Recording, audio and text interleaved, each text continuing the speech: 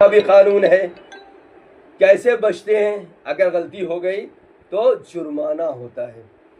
اب وہاں پر آپ نے جو غلطیاں کی، اللہ مواخذہ کر رہا ہے، اپنے گرفت آپ سے سوال ہو رہا ہے کہ اس بندے کے ساتھ تو نے یہ برائیاں کی ہیں، تو اب ہمارے پاس ہوگا کیا؟ مال و دولت تو ہوگی نہیں، اولاد تو ہوگی نہیں، دوست احباب ہوں گے نہیں، بھائی ہوں گے مگر وہ اپنے اعمال کے خود مختار ہوں گے، آپ اپنے اعمال کے خود مختار ہوں گے، سمجھ رہے ہیں نا؟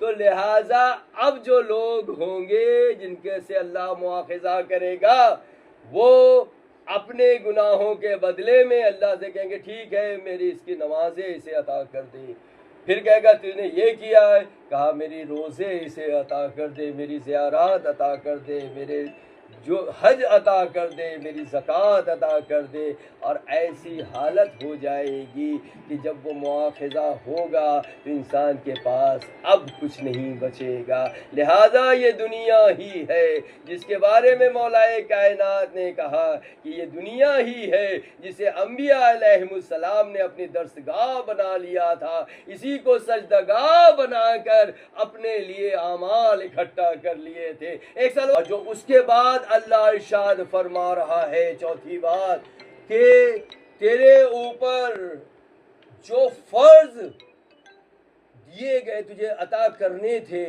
اس فرض کو ادا کر۔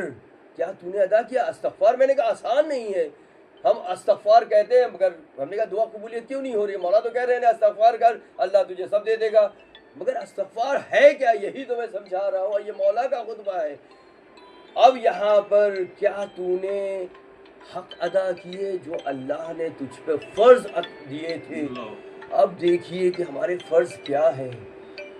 ہمارے اوپر ہمارے ماں باپ کا فرض ہے سب سے بڑا، اللہ ہر گناہ کو معاف کر دے گا، شرک اور اپنے ماں باپ کے ساتھ کیے گئے سلوک کو کبھی معاف نہیں کرے گا۔ شرک کی کوئی بھی بدل نہیں ہے، میں نے کہا بعد میں آپ سب چیزیں دے دیں، اور دوسرا ماں باپ رب ارحمہما کما ربیانی صغیرا، صلوات پڑھ دیجئے کما رب، اے پروردگار ہم دعا کر رہے ہیں کس کے لیے؟